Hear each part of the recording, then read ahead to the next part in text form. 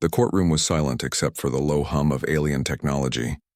Emma Rodriguez stood in the center of the massive chamber, her hands bound with energy restraints that glowed blue against her dark skin. Around her, representatives from dozens of alien species sat in judgment. Their eyes watched her with mixtures of fear, hatred, and curiosity. The judge was a tall, thin creature with gray skin and 6 arms. Its voice echoed through the room when it spoke. Emma Rodriguez of Earth, you stand accused of terrorism against the Galactic Federation. You destroyed 3 mining stations and killed 200 Federation workers. How do you answer these charges? Emma lifted her chin. Her brown eyes blazed with defiance. I protected my homeworld from invaders. If that makes me a terrorist, then I am proud to be one. Angry shouts erupted from the alien audience. The judge slammed its gavel with 2 hands while using the other 4 to gesture for silence. Order in this court. In the front row, Jake Morrison sat with his head in his hands. The older man had served as Earth's diplomat for 20 years. His gray hair had turned completely white during the months he spent trying to save Emma from this trial. He had failed. Jake stood up slowly. Your Honor, I request permission to speak for the defendant. Permission granted, Ambassador Morrison. Jake walked to the center of the room and stood beside Emma. His voice was steady despite his fear. Emma Rodriguez is a military engineer who served Earth with honor for 6 years. When the Federation began mining operations on Earth without permission, she tried to stop them through legal means first. Only when those failed did she resort to direct action. The prosecutor, a creature that looked like a walking octopus with purple skin, slithered forward. Ambassador Morrison speaks of legal means, but Earth is not a member of the Federation. You have no legal rights here. Your planet belongs to whoever is strong enough to take it. Emma's jaw tightened. This was exactly the attitude that had driven her to fight in the first place. The Federation saw humans as primitive creatures barely worth considering. They took whatever they wanted from Earth and gave nothing in return. The defendant destroyed Federation property, the prosecutor continued. She used guerrilla tactics to attack peaceful mining operations. 3 stations were completely destroyed. The economic damage exceeds 12 billion credits. Jake stepped forward. Those mining operations were poisoning Earth's water supply. Thousands of humans were getting sick. Emma tried to contact Federation officials about the problem for months. Her messages were ignored. Because humans are not Federation citizens, the prosecutor replied. Your concerns mean nothing to us. The judge raised one hand. The facts are clear. Emma Rodriguez destroyed Federation property and caused the deaths of Federation personnel. The only question now is punishment. Emma had known this moment would come. She had accepted the risk when she decided to fight back. Her only regret was that she could not do more to protect Earth. I'm not sorry for what I did, she said loudly. Humans may not be Federation citizens, but we have the right to defend our home. The judge studied her for a long moment. Your species is known for its stubborn nature and violent tendencies. The Federation Council has decided that you cannot be allowed to return to Earth. You might inspire others to follow your example. Jake's heart sank. He had hoped for prison, maybe even execution. But exile meant Emma would be sent to one of the prison planets where she would die slowly and alone. However, the judge continued, the Council wishes to make an example of human arrogance. You will be sent to Vorthak Prime, a world inhabited by the galaxy's most dangerous predators. If you survive 30 days, you will be granted full citizenship in the Federation. Gasps echoed through the courtroom. Everyone knew that no exile had ever survived even 1 day on Vorthak Prime. The planet was home to creatures so deadly that even the Federation's best soldiers feared them. Emma felt a chill run down her spine, but she kept her expression calm. She would not give these aliens the satisfaction of seeing her fear. Jake grabbed her arm. Your Honor, this is a death sentence. I beg you to reconsider. The decision is final, the judge declared. Emma Rodriguez will be transported to Vorthak Prime immediately. As the guards moved to take Emma away, she turned to Jake. Contact Lisa Chen at the Earth Defense Lab. Tell her to keep working on the shield technology. Earth will need it. Jake nodded, his eyes filled with tears. I will find a way to get you back, Emma, I promise. Emma managed a small smile. Do not waste your time on me. Help Earth instead. That is more important. The guards led Emma from the courtroom. In the holding area, she was given basic survival gear, a water purifier, emergency food rations for 3 days, a simple tent, and a basic medical kit. No weapons were allowed. Hours later, Emma sat in a small transport ship heading toward Vorthak Prime. The pilot was a young human named Marcus Wright who worked for the Federation. He seemed nervous about the assignment. "I heard about your case," Marcus said quietly. "What you did took courage." "What I did got me exiled to a death world," Emma replied. "Maybe, but you also showed the Federation that humans will not be pushed around forever." Marcus leaned closer and lowered his voice. "There are others like you, humans who want to fight back. If you somehow survive this, remember that." Emma studied the young man's face. "What are you saying?" "I am saying that Earth has more friends than you know. Even in the Federation, there are those who think your people deserve better treatment." Before Emma could respond, the ship shook violently. Through the small window, she could see a planet covered in dark jungle and jagged mountains. Storm clouds swirled around the continents and lightning flashed constantly across the sky. "Vorthak Prime," Marcus announced. "We are entering the atmosphere now."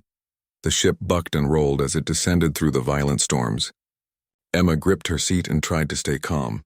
She had trained for dangerous missions before, but nothing like this. "I am supposed to drop you at the designated landing zone," Marcus said, "but the storms are too dangerous. I am going to have to make an emergency landing wherever I can." The ship's alarms began screaming. Through the window, Emma could see trees rushing past at incredible speed. The pilot fought to control the craft, but it was too late. "Hold on," Marcus shouted. The ship hit the ground hard and bounced twice before sliding through the jungle. Trees exploded around them as the craft carved a path through the forest. Finally, it came to rest against a massive boulder. Emma's head was spinning, but she was alive. She looked around and saw that Marcus was unconscious but breathing. Blood ran down his forehead from a cut above his eye. She checked her survival gear. Most of it had survived the crash, though her tent was torn. Outside the ship, she could hear strange sounds. Howls, roars, and clicking noises she could not identify. Emma took a deep breath and opened the ship's door. The air was thick and humid, filled with unfamiliar scents. In the distance, she could see glowing eyes watching her from the darkness between the trees. She was alone on the most dangerous planet in the galaxy, surrounded by creatures that had killed every exile who had ever been sent here. But Emma Rodriguez was not ready to die.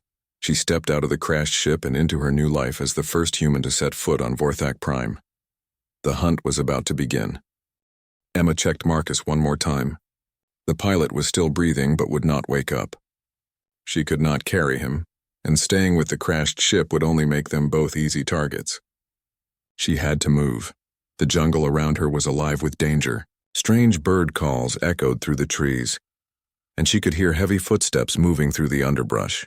Something large was hunting nearby.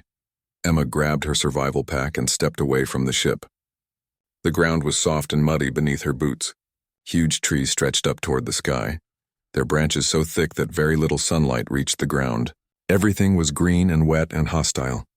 She had walked only 50 feet when she heard the first growl. Emma froze. The sound came from directly behind her. Slowly, she turned around and saw 8 yellow eyes staring at her from the shadows. 4 massive creatures stepped out of the jungle. They walked on 2 legs like humans, but they were at least 8 feet tall. Their skin was dark green and covered with scales. Long claws extended from their fingers, and their mouths were filled with razor-sharp teeth. These were the Vorthak. Emma had studied them during her trial preparation. They were pack hunters, intelligent and deadly. No human had ever faced them and lived. The largest Vorthak stepped forward. His body was covered with scars from countless battles. One of his eyes was milky white from an old wound. This had to be their pack leader.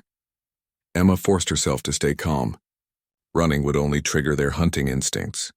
Instead, she did something that surprised even herself. She spoke to them in their own language. "I greet you, hunters of the deep jungle." The Vorthak stopped moving. They looked at each other with confusion. No alien had ever spoken their ancient tongue before. The pack leader tilted his massive head. "You know our words, small creature." How is this possible? Emma had spent weeks studying stolen Federation files about the predator species. She knew that the Vorthak respected courage above all else. "I am Emma of the humans. I have come to hunt in your territory." The scarred leader let out a sound that might have been laughter. "You wish to hunt? You are barely the size of our young cubs. What could you possibly hunt here?" "Whatever challenges me," Emma replied. She reached slowly into her pack and pulled out her only weapon, a small survival knife. It looked pathetic compared to the Vorthak's natural claws, but it was all she had. The other Vorthak began circling her. They moved like dancers, their claws clicking against the ground. Emma could smell their breath, hot and rank with the scent of recent kills. "You amuse us, small hunter," the leader said. "I am called Bloodfang. These are my pack brothers. We have killed every exile the Federation has sent to our world. You will be no different." Emma raised her knife. "Then kill me. But know that I will not die easily." Bloodfang studied her for a long moment. Something in her eyes seemed to interest him. "You show no fear. That is unusual for your kind. The Federation records say humans are weak and cowardly." "The Federation is wrong about many things," Emma said. Without warning, one of the other Vorthak lunged at her. Emma had expected this. She rolled to the side and slashed with her knife, opening a shallow cut across the creature's arm. The Vorthak roared in pain and surprise. Bloodfang held up a clawed hand. "Stop, Ripscale. This one has earned the right to speak." The wounded Vorthak backed away, green blood dripping from his arm. He looked angry but obeyed his leader. "You drew first blood, small hunter," Bloodfang said. "By our laws, you may claim trial by combat. Do you know what this means?" Emma nodded. She had read about Vorthak customs in the stolen files. Single combat with the pack leader. "If I win, I join your pack. If I lose, I die. And you choose this over a quick death?" Emma smiled grimly. "I choose to fight." Bloodfang's scarred face split into a predatory grin. "Good. It has been too long since we had proper sport."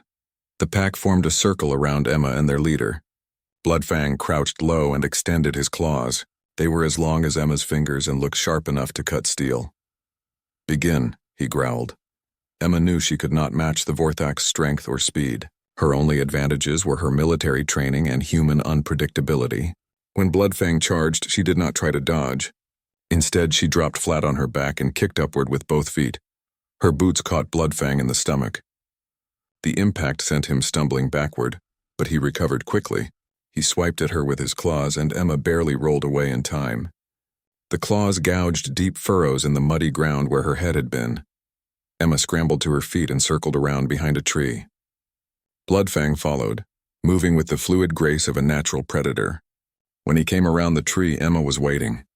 She had climbed up and dropped down on his back, wrapping her arms around his thick neck. Bloodfang thrashed and spun, trying to throw her off. His claws raked at her arms, opening bloody scratches. Emma held on desperately and managed to press her knife against his throat. "Yield," she gasped. For a moment, the jungle was silent. Then Bloodfang began to laugh. It was a terrifying sound that echoed through the trees. "You fight like no creature I have ever faced," he said. "Clever and desperate and completely insane. I like this." He reached up and carefully removed Emma's knife from his throat. Then he grabbed her around the waist and lifted her off his back as easily as picking up a child. "You have earned your place among us, Emma of the humans," Bloodfang declared. "From this day, you hunt with the pack." The other Vorthak began making clicking sounds with their tongues. Emma realized they were cheering. "But understand this," Bloodfang continued, his yellow eyes serious. "We do not coddle weak pack members. You must keep up or be left behind. You must hunt or go hungry. And you must prove your worth every day." Emma nodded. "I understand." "Good, then let us return to the nest. The pack mothers will want to see this strange new hunter." As they walked deeper into the jungle, Emma felt a mixture of relief and terror. She had survived her first encounter with the apex predators, but this was only the beginning. She still had 29 days to live through, and she suspected the Vorthak were not the most dangerous creatures on this world. Behind them, something howled in the distance. The sound was different from the Vorthak's calls, deeper and more menacing. Bloodfang's ears twitched and he bared his teeth. "Grimhounds," he spat. "They smell your alien scent. They will come to investigate soon." "Are they dangerous?" Emma asked. Bloodfang looked at her with something that might have been pity. "Everything on this world is dangerous, small hunter. But the Grimhounds are worse than most. They hunt with their minds as well as their teeth." Emma touched the cuts on her arms where Bloodfang's claws had marked her. The wounds were already starting to heal thanks to her medical kit, but they would leave scars. Good. She wanted to remember this day, the day she stopped being a victim and became a predator. In the distance, the howling came again, closer this time. The real test was just beginning. The Vorthak nest was built high in the jungle canopy. Emma climbed the rope ladders with difficulty, her human hands not designed for the thick vines the Vorthak used. Below her, Bloodfang moved up the tree like he was walking on flat ground. "Hurry, small hunter," he called. "The Grimhounds will be here soon." Emma reached the platform just as the first howl echoed through the jungle directly below them. The sound made her skin crawl. It was not just noise, but something that seemed to reach into her mind and squeeze. The Vorthak nest was larger than Emma had expected. Wooden platforms connected dozens of trees, creating a village in the sky. Vorthak females and young ones watched her with curious yellow eyes. Some of the cubs tried to mimic her awkward climbing, making their mothers hiss with amusement. Bloodfang led her to the center platform where the pack elders waited. These were old Vorthak covered in battle scars and missing limbs from years of fighting. Their leader was an ancient female with only one arm and half a tail. "So this is the alien that drew blood from our pack leader," she said in a voice like grinding stone. "She is smaller than I expected." "Size means nothing, Elder Sharpfang," Bloodfang replied. "She fights with her mind, not just her claws." The elder circled around Emma, studying her from every angle. "What can you offer the pack, little alien?" "We do not feed useless mouths," Emma thought quickly. She had noticed several things during her climb that showed her engineering training might be useful here. "Your rope bridges are wearing thin. Some could break soon. I can show you how to make them stronger using twisted vines instead of single strands." Elder Sharpfang raised an eyebrow ridge. "You know ropecraft?" "I know many crafts. I can also show you how to make better weapons and tools from metal salvage." Below them, the howling grew louder. Through the leaves, Emma could see gray shapes moving between the trees. The Grimhounds had arrived. "We will test your usefulness later," Elder Sharpfang said. "For now, we have visitors." The Grimhounds were the size of large wolves but walked on two legs like humans. Their gray fur was streaked with black markings that seemed to shift and move in the dim light. But their most disturbing feature was their eyes, which glowed with an inner light that hurt to look at directly. The pack leader was larger than the others, with silver markings around his face. He stopped at the base of the tree and looked up at the platforms. "Bloodfang of the tree hunters," he called in a voice that seemed to echo inside Emma's skull. "We smell alien stench in your territory. Send down the outsider so we may examine it." Bloodfang stepped to the edge of the platform. "The human has joined my pack, Shadow Maw of the Mind Hunters. She is under our protection." "Humans are weak prey animals," Shadow Maw replied. "They break easily under mental pressure. Send her down and we will show you." Emma felt something pushing at the edges of her mind. It was like having someone else's thoughts trying to squeeze into her head. The sensation was uncomfortable but not overwhelming. Her military training had included resistance to interrogation techniques, including some basic mental conditioning. "I am not coming down," Emma called to the Grimhounds. "If you want to test me, you can climb up here." Shadow Maw's glowing eyes fixed on her. The mental pressure increased, but Emma pushed back. She focused on her breathing and let her training take over. To her surprise, the Grimhound's mental probe slipped away like water off a rock. Shadow Maw took a step backward. "Impossible. No creature can resist our mind touch so easily." "Humans are full of surprises," Emma said. She could feel the Vorthak watching her with new respect. The Grimhound leader tried again, this time with more force. Emma felt like someone was trying to split her skull open with an axe. But she had endured worse pain during her military training. She gritted her teeth and pushed back harder. "Your mind is strange, human," Shadow Maw said. His voice sounded strained. "It bends but does not break. How do you do this?" Emma smiled down at him. "Practice." "Lots and lots of practice." The other Grimhounds began circling the tree. They moved in perfect coordination, like parts of a single organism. Emma realized they were sharing thoughts, planning something together. "They are going to try a group attack," she warned Bloodfang. "All of them pressing into my mind at once." Bloodfang bared his teeth. "Can you resist?" "I think so, but I have a better idea." Emma turned to Elder Sharpfang. "Do you trust me to defend the nest?" The old Vorthak studied her face. "What do you have in mind, little alien?" "I need 3 volunteers and some rope. We are going to give the Grimhounds a lesson in human tactics." 20 minutes later, Emma hung upside down from a rope beneath the main platform. 2 young Vorthak named Quickclaw and Razorfang hung on either side of her, also upside down. The third volunteer, Ripscale, waited on a platform 40 feet away. The Grimhounds had formed a circle beneath the tree and were preparing for their mental assault. Shadow Maw raised his head and howled. The sound hit Emma like a physical blow, and she felt 6 alien minds pressing into hers at once. This time, the pain was enormous. Emma's vision blurred and she could taste blood in her mouth. But she held on and waited for the right moment. When the Grimhounds were fully focused on their mental attack, Emma cut her rope. She dropped 20 feet and landed on Shadowmaw's back. The shock broke his concentration and scattered the group mind link. The other Grimhounds stumbled as their shared thoughts collapsed. Quickclaw and Razorfang dropped at the same moment, landing on 2 more Grimhounds. Ripscale swung across on a vine and tackled a 4th. In seconds, the coordinated pack became a confused tangle of gray fur and snapping teeth. Emma rolled away from Shadowmaw and came up running. She did not try to fight the Grimhounds directly. Instead, she used her superior knowledge of tactics to keep them separated and confused. You cannot use pack minds if you cannot think. Together, she called to them. Shadowmaw shook his head and glared at her with his glowing eyes. Clever human, but you only delay the inevitable. Maybe. But I have learned something important about you. Emma backed up until she was standing next to Quickclaw. Your pack mind makes you strong, but it also makes you predictable. You think like one creature, so you can only plan like one creature. What is your point? Emma smiled. Humans think differently. We make plans that do not make sense even to ourselves. How can you read minds that change every second?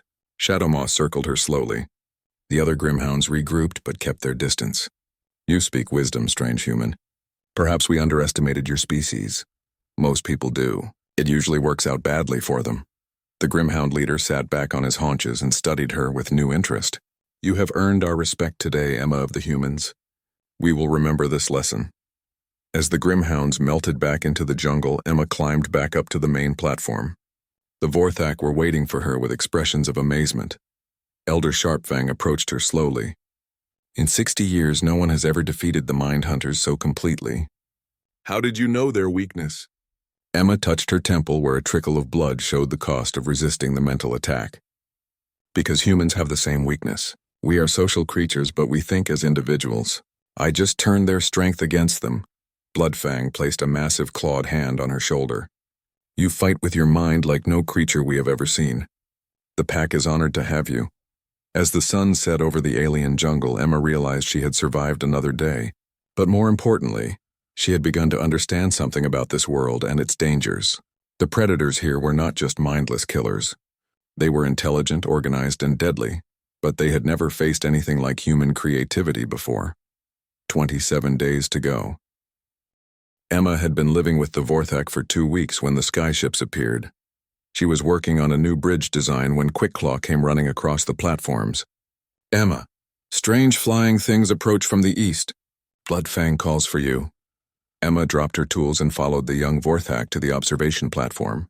Through her makeshift telescope, built from salvaged ship parts, she could see 3 small Federation scout ships flying low over the jungle. Bloodfang growled as he watched the ships. More aliens come to our world. They carry the same scent as those who hunt us from the sky. Emma's blood ran cold. She recognized those ship designs. They were Federation reconnaissance craft, the same type that had surveyed Earth before the mining operations began. They are searching for something, or someone. You, Elder Sharpfang said flatly. They seek the exile. Before Emma could respond, one of the ships fired a beam at the jungle below. Where the light touched, trees burst into flames. The Federation was not just searching. They were destroying anything that might hide their target. We need to warn the other packs, Emma said. The Grimhounds, the Thornwings, all of them. These ships will burn the entire jungle if we do not stop them. Bloodfang shook his massive head. The packs do not work together, small hunter. We have been enemies for generations. The Thornwings steal our young. The Crushers take our territory. And the Grimhounds, he spat. The Mindhunters think they are superior to all others. Emma watched another section of jungle catch fire. Then you will all die separately instead of living together. That evening, Emma convinced Bloodfang to send messages to the other pack leaders. The responses were not encouraging. The Thornwing Queen sent back a message written in their claw script. The tree crawlers and their pet alien can burn. The sky belongs to us alone. The Crusher Elder was more direct. Ground shakers do not flee from flying insects. We will smash them when they land. Only Shadowmaw of the Grimhound sent a thoughtful reply. The human speaks sense, but old hatreds die hard. What do you propose? Emma spent the night creating a plan. She drew maps on bark paper and calculated distances and timing. When morning came, she presented her idea to the Vorthak Council. The Federation ships are fast, but they have weaknesses, she explained. They need to land to refuel. They cannot see through thick jungle canopy, and most importantly, they do not know how the different packs fight. Elder Sharpfang leaned forward. Continue. Each pack has different strengths. Vorthak are the best ground fighters. Grimhounds can coordinate perfectly through mind links. Thornwings control the sky. Crushers are nearly indestructible. Alone, each pack can be defeated. Together, they are unstoppable. Bloodfang laughed bitterly. You ask us to trust creatures that have killed our pack brothers for centuries. I ask you to survive, Emma replied. Because if we do not work together, there will be no pack brothers left to avenge. The debate continued for hours. Some Vorthak wanted to hide deeper in the jungle. Others wanted to attack the Federation ships directly. Finally, Elder Sharpfang called for silence. The humans' words have merit, she said. But the other packs will never trust us. The wounds run too deep. Emma had expected this. Then we start small. One joint operation to prove it can work.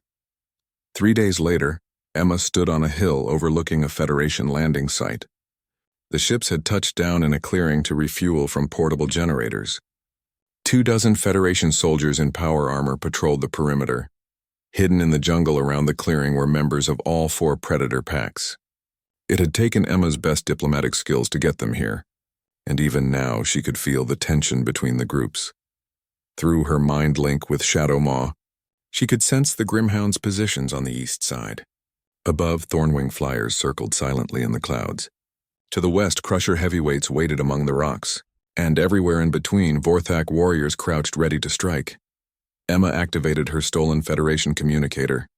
All packs, this is Emma, remember the plan. Hit them fast, hit them hard, and do not let them reach their ships.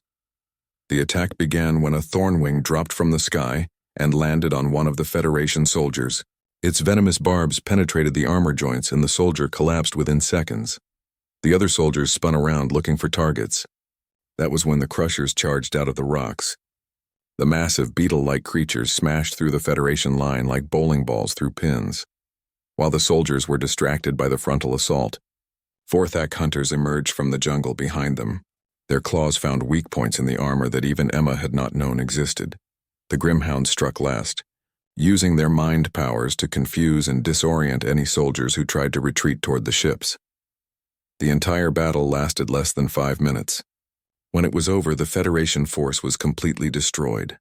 Emma walked among the wreckage with the pack leaders.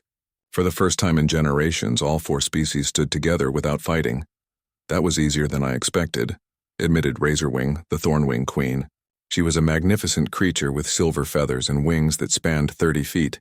Granite, the Crusher Elder, nodded his massive armored head. The Sky Hunters struck with precision. Impressive. Shadowmaw's mental voice reached all of them. Each pack covered the other's weaknesses. The coordination was unsatisfying, but their celebration was short-lived. Emma's communicator crackled to life with an intercepted Federation transmission. Scout Group Alpha is down. Deploying main battle fleet. Estimated arrival in 48 hours. Bloodfang growled. How many ships? Emma checked her scanner. Her face went pale. 300, including heavy cruisers and troop carriers. The pack leaders looked at each other with growing alarm. Razorwing spread her wings nervously.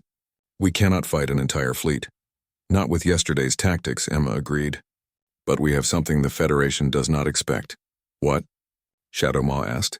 Emma smiled grimly. Each other. They think we are just animals fighting over territory. They have no idea what happens when the galaxy's apex predators decide to work together. Granite's voice rumbled like distant thunder. You propose a true alliance. Not just one battle, but real cooperation. I propose we show the Federation what happens when they threaten our home, Emma said. All of our homes. For a long moment, none of the pack leaders spoke. Then Elder Sharpfang stepped forward. The Vorthak accept this alliance. As do the Grimhounds, Shadowmaw agreed. The Thornwings will fly with you, Razorwing declared. All eyes turned to Granite. The massive Crusher was silent for so long that Emma began to worry. Finally he spoke. The Crushers have always stood alone. But perhaps it is time for a change. We accept. Emma felt a surge of hope. Then let's get to work. We have 48 hours to prepare for the biggest fight this planet has ever seen. As the four packs began planning together for the first time in their history, Emma realized something important had changed. She was no longer just trying to survive her exile. She was fighting for her new home, alongside creatures she had come to respect and care about. The Federation was about to learn why humans were called Deathworlders, and why the apex predators of Vorthak Prime had never been conquered. The Federation fleet arrived exactly 48 hours later, blotting out the sun with hundreds of ships. Emma watched from her command post in the ancient temple at the center of the continent. The stone building was older than any of the pack civilizations, built by some forgotten species long ago. Around her, representatives from all four packs worked together at stations built from salvaged Federation technology. Vorthak warriors sharpened their claws beside Grimhound tacticians. Thornwing scouts compared notes with Crusher demolition experts. It was a sight that would have been impossible just days ago. Enemy fleet composition confirmed, reported Lisa Chen through the stolen communicator. Emma's friend had managed to infiltrate the Federation forces using her xenobiology credentials. 200 standard fighters, 50 heavy cruisers, 30 troop carriers, and 20 command ships. Emma studied the tactical display she had built from scavenged parts. What about ground forces? 10,000 soldiers in power armor, plus were mechs and hover tanks. Lisa's voice was strained. Emma, this is too many. Even with the Alliance, you cannot win a direct fight. Who said anything about a direct fight? Emma smiled as she looked around the temple. The ancient builders had been clever. They had designed this place to be defended by a small force against a much larger one. Admiral Blake's voice echoed across the continent from the Federation ships. This is Admiral Harrison Blake of the Galactic Federation. We know you can hear this, Emma Rodriguez. Surrender yourself immediately, and we will spare the native creatures. Emma picked up her communicator. This is Emma Rodriguez. I hear you loud and clear, Admiral. Here is my counteroffer. Leave this planet immediately and I will let some of your ships escape. Blake's laughter was harsh. You are outnumbered 1,000 to 1, terrorist. Your alien pets cannot save you. Want to bet? The first wave of Federation fighters screamed down from orbit, targeting the temple complex. Emma had expected this. All packs execute Plan Thunder. The Thornwings rose from hidden positions throughout the jungle. They had been waiting in the canopy, invisible from above. As the Federation fighters passed overhead, the Thornwings struck from below with their poisonous barbs. Dozens of ships spiraled out of control and crashed into the trees. The surviving fighters regrouped and came around for another pass. This time the Crushers were ready. Massive stone throwers built into the temple walls launched boulders the size of small buildings. The heavy rocks smashed through fighter formations like missiles. Impossible. Blake's voice crackled over the comm. These are primitive creatures. How are they coordinating so precisely? Emma grinned as she watched Shadowmaw and his Grimhounds directing the battle through their mind link. Because they have something your people never learned, Admiral. They know how to work together. The next wave consisted of troop carriers trying to land near the temple. Emma had prepared for this too. Vorthak tunnel fighters emerged from hidden passages and attacked the landing zones from below. Their claws could tear through armor plating, and their knowledge of the terrain made them nearly invisible. But the Federation had advantages too. Their weapons were more advanced and they had unlimited ammunition. Slowly, the Predator forces were pushed back toward the temple. During the fiercest fighting, Bloodfang was caught in the explosion of a hover tank. Emma watched in horror as her friend and mentor collapsed, green blood pooling beneath his broken body. She ran to his side, dodging laser fire from Federation soldiers. Bloodfang's yellow eyes were dim, but he was still conscious. Small hunter, he wheezed. The pack needs a new leader. You are going to be fine, Emma said, but she could see the truth. Bloodfang's injuries were too severe. The massive Vorthak reached up with one clawed hand and touched her face. By our oldest laws, I name you pack leader. The others will follow you now. Bloodfang, no. I am not even Vorthak. You are something better. His eyes focused on her with effort. You are the bridge between worlds. Promise me. Protect the pack. I promise. Bloodfang smiled one last time and closed his eyes forever. Emma knelt beside her fallen friend as Federation soldiers advanced on their position. Around her, Vorthak warriors looked to her for orders. She could see the grief and uncertainty in their faces. Bloodfang named Emma as pack leader. Elder Sharpfang announced to the assembled warriors. Do any challenge this decision? No one spoke. Even the youngest Vorthak knew that their former leader's dying wish was sacred law. Emma stood slowly and picked up Bloodfang's ceremonial war claws. They were too large for her human hands, but she strapped them to her arms anyway. Then let's finish what we started. The sight of a human wearing Vorthak leader markings stunned both sides into momentary silence. Then Emma raised the war claws above her head and screamed a battle cry in the ancient Vorthak tongue. The effect was electric. Every predator on the battlefield suddenly fought with renewed fury. Vorthak warriors threw themselves at Federation lines with suicidal courage. Grimhounds coordinated attacks with mathematical precision. Thornwings dove from the sky like living missiles. Crushers charged through laser fire without flinching. But it was Emma herself who turned the tide. She moved through the battlefield like a force of nature, combining human tactics with predator instincts. Where she appeared, Federation forces fell back in confusion and fear. Admiral Blake watched the battle from his command ship with growing disbelief. How is one human female causing so much chaos? His tactical officer studied the scanner readings. Sir, she is not just fighting. She is coordinating all 4 alien species simultaneously. They are responding to her commands like parts of a single organism. Blake slammed his fist on the command console. Then we kill her directly. Deploy the hunter-killer squads. 6 teams of elite Federation soldiers dropped from orbit using stealth pods. Each team carried weapons designed specifically to kill apex predators. They were the best soldiers the Federation had, trained to hunt the galaxy's most dangerous creatures. Emma was leading a charge against a Federation bunker when her enhanced hearing picked up the whistle of incoming pods. She dove for cover just as the first hunter-killer team opened fire with armor-piercing rounds. All pack leaders priority override, she broadcast. Elite hunters have landed. Converge on my position. But the hunter-killer teams were fast and professional. They had studied the predator species for years and knew exactly how to exploit their weaknesses. Thornwings were shot down with heat-seeking missiles. Crushers were trapped in energy nets. Grimhounds were disrupted with psychic scramblers. Emma found herself facing the lead hunter-killer team alone. Their captain was a tall man in black armor covered with predator trophies. Emma Rodriguez, he said in a cold voice. I am Captain Rex Hunter. I have killed 14 apex predator alpha leaders. You will be number 15. Emma studied his equipment and tactics. Everything about this man was designed to hunt and kill creatures like her adopted packmates. But there was one thing he had not prepared for. She was not just a predator. She was human. You know what your problem is, Captain? Emma asked as she circled him slowly. Enlighten me. You trained to hunt animals, but humans are not animals. We are something else entirely. Hunter raised his weapon, but Emma was already moving. She had learned to fight like a Vorthak, think like a Grimhound, fly like a Thornwing, and endure like a Crusher. But underneath it all, she was still human. And humans were the galaxy's ultimate survivors. When the dust settled, Captain Hunter and his entire team were down.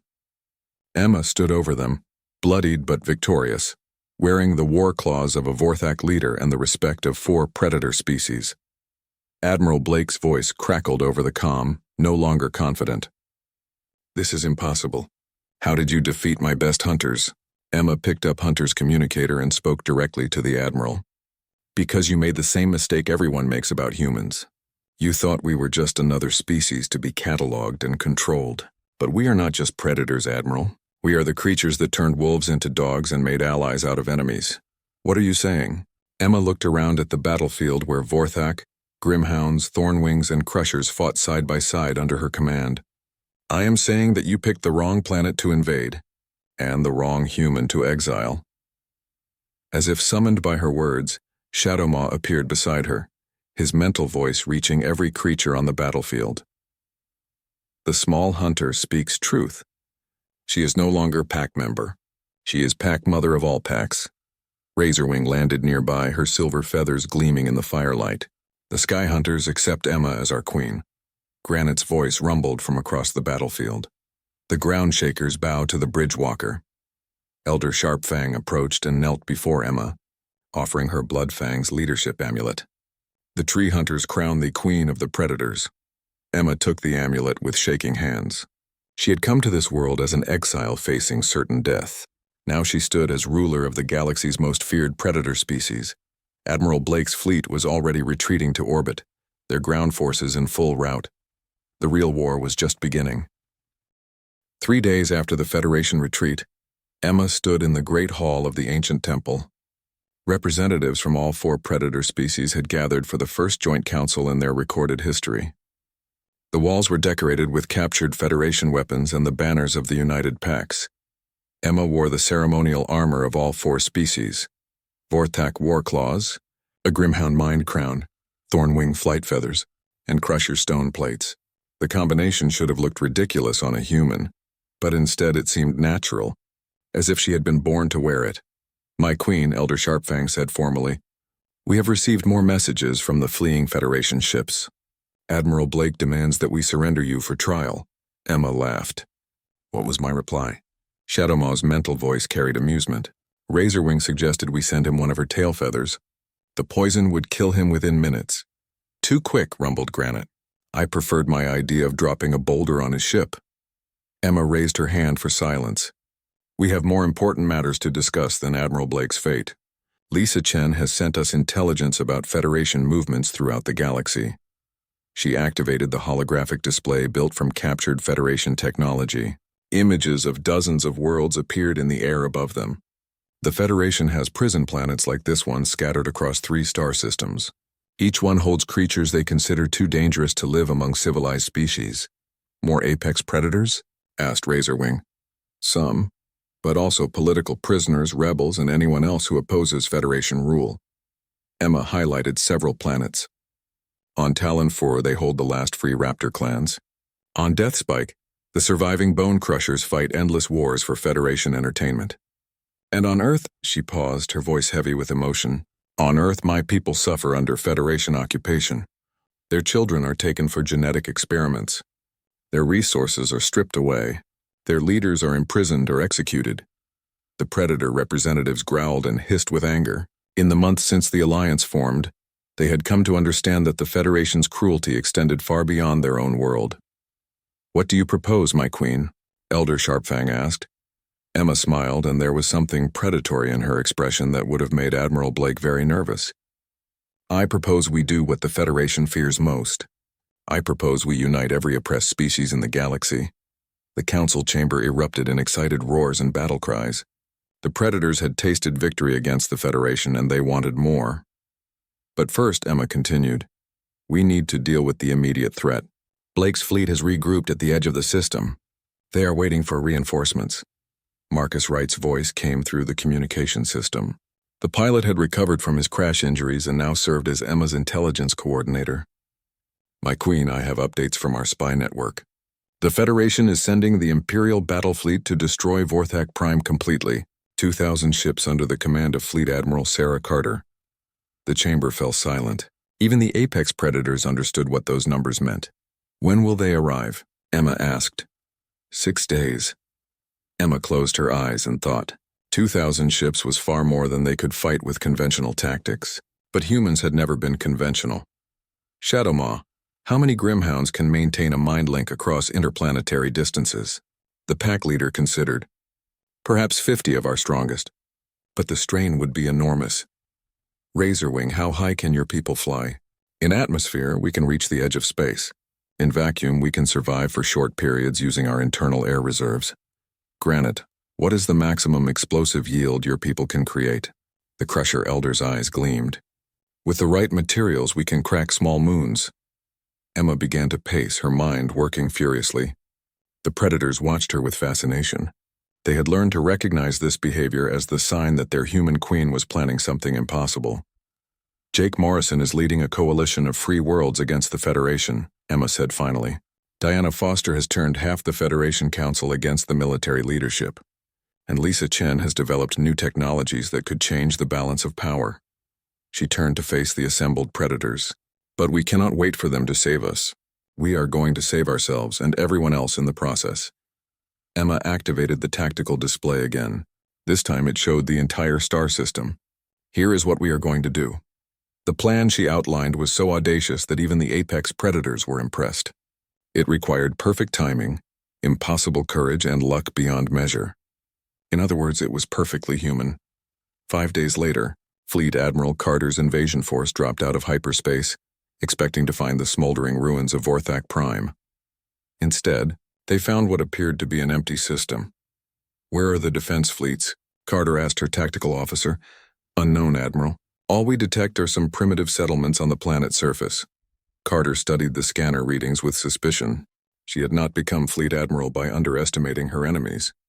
"Deploy full reconnaissance. I want every asteroid and moon searched."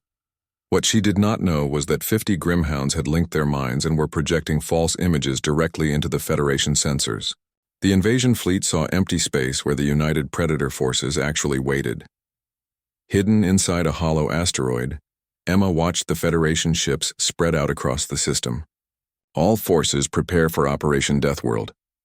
The Thornwings launched first, using their ability to survive in vacuum to approach the Federation ships undetected. They carried improvised explosives created by the Crushers, targeted at the ship's life support systems. When the bombs detonated simultaneously across the fleet, hundreds of ships lost power and atmosphere. But this was only the beginning. The Vorthak had spent weeks building boarding pods from salvaged materials. As the Federation ships struggled with their damaged systems, the pods launched from hidden positions throughout the asteroid field. Emma led the largest boarding party, targeting Fleet Admiral Carter's flagship. Her pod smashed through the ship's hull like a meteor, and she emerged wearing her full ceremonial armor, war claws gleaming in the emergency lighting. The Federation Marines who tried to stop her had trained to fight conventional enemies. They were not prepared for a human who fought like an apex predator and thought like a military engineer. Emma carved through their ranks with Vorthak fury, coordinated her attacks with Grimhound precision, struck from unexpected angles like a Thornwing, and endured their counterattacks with Crusher resilience. When she reached the bridge, Fleet Admiral Carter was waiting with her personal guard. "So you are the terrorist who has caused so much trouble," Carter said. She was a tall woman with gray hair and cold blue eyes. "I have to admit you exceeded our expectations." "Your expectations were too low," Emma replied. "Just like your understanding of what makes humans dangerous. Enlighten me." Emma gestured toward the view screen, which showed Federation ships throughout the fleet being overrun by Predator boarding parties. "You thought we were just another species to be conquered. But humans do not just adapt to our environment. We make our environment adapt to us." Carter drew her sidearm. "Enough speeches. You die here and this rebellion ends." Wrong on both counts. The battle between Emma and Fleet Admiral Carter was brief but vicious. Carter was a skilled fighter with advanced weapons and armor, but Emma had learned from the galaxy's deadliest predators. When Carter's weapon jammed, Emma struck with Vorthak claws. When Carter tried to retreat, Emma pursued with Thornwing speed. When Carter's armor absorbed the damage, Emma endured and struck again with Crusher determination. In the end, it was human ingenuity that won the fight. Emma used the ship's own gravity controls against Carter, trapping the Admiral against the ceiling while she disabled her armor's power source. "You have lost, Admiral," Emma said as Carter hung helpless above her. "Your fleet is captured or destroyed. Your soldiers are surrendering, and your Federation is crumbling." Carter laughed bitterly. "You think this ends anything? The Federation has 1,000 fleets. They will send more ships, more soldiers, more weapons. You cannot fight the entire galaxy." "You are right," Emma agreed. "I cannot fight the entire galaxy alone, but I am not alone." She activated the ship's communication system, broadcasting on all Federation frequencies. "This is Emma Rodriguez, Queen of Vorthak Prime, speaking to all Federation forces and oppressed peoples throughout the galaxy. The Imperial battle fleet has been defeated. Fleet Admiral Carter is my prisoner. The Federation's reign of terror is ending." On the view screen, images appeared of similar battles taking place across dozens of star systems. Jake Morrison's coalition fleet engaged Federation forces at Earth. Diana Foster led Federation defectors in a civil war at the capital world. Lisa Chen's new technologies turned the tide at 3 separate battle zones. "But most importantly," Emma continued, "we have proven something the Federation said was impossible. We have shown that different species can work together as equals. We have shown that the strong can protect the weak without enslaving them. We have shown that there is a better way." Throughout the galaxy, oppressed species rose up as they heard Emma's words. The raptor clans broke free from their prison world, The Bone Crushers turned their arena fights into revolution. Even some Federation member species began questioning their government's policies. Carter stared at the images in disbelief. This is impossible. You are just one human female. How did you accomplish all this? Emma smiled and touched the ceremonial amulets of the 4 predator species. Because I learned something important from my friends here. The strongest predator is not the one with the biggest claws or the deadliest venom. The strongest predator is the one that can bring out the best in others. She gestured toward the view screen, where Vorthak warriors worked alongside former Federation soldiers to repair damaged ships. Humans do not conquer other species. We inspire them. We show them possibilities they never imagined. We help them become more than they thought they could be. 6 months later, Emma stood in the same temple where she had first been crowned Queen of the Predators. But now the Great Hall hosted representatives from 50 different worlds and species. The Galactic Alliance had grown beyond anything the Federation had thought possible. Jake Morrison, now elected president of the Alliance, approached her with a formal document. The Alliance Council has voted unanimously to offer you the position of Supreme Commander of all Alliance forces. Emma looked at the document, but did not take it. I am honored, but I must decline. Shocked murmurs echoed through the hall. Jake frowned. Emma, you are the natural choice. Everyone trusts you. Everyone follows you. Exactly. And that is why I cannot accept. Emma turned to address the assembled representatives. I came to this world as an exile, expecting to die alone. Instead, I found friends who taught me that true strength comes from unity, not dominance. She gestured toward Shadowmaw, Razorwing, Granite, and Elder Sharpfang, who sat together in the front row. These beings saved my life and showed me a better way to live. Now I want to share that gift with all of you. Emma walked to the center of the hall. The Federation failed because it was built on the idea that some species are superior to others. We will succeed because we believe that all species have value. No single person should have supreme command over such diversity.